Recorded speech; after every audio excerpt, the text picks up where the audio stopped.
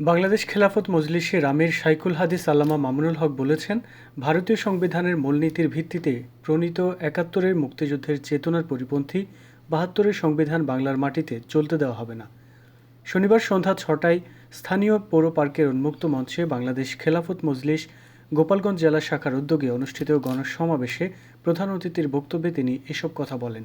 মামুনুল হক বলেন, ১৯৭১ সালে আমরা জুলুম ও ফেসিবাদের বিরুদ্ধে মুক্তিযুদ্ধ করলাম, কিন্তু বাংলাদেশের মানুষ সেই মুক্তিযুদ্ধের সুফল তথা বৈষম্যহীন সমাজ গড়তে পারল না।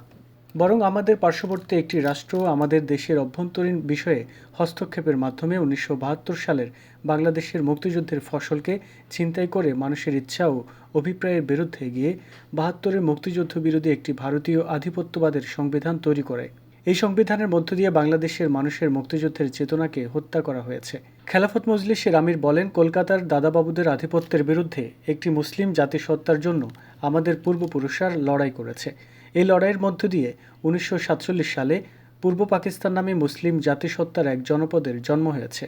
১৯৭১ সালে মহান মুক্তিযুদ্ধে লাখো মানুষের জীবন, রক্ত ও আত্মত্যাগের বিনিময়ে বাংলার মানুষ পিণ্ডির আধিপত্যবাদ থেকে মুক্ত হয়ে স্বাধীন বাংলাদেশ প্রতিষ্ঠা করেছে।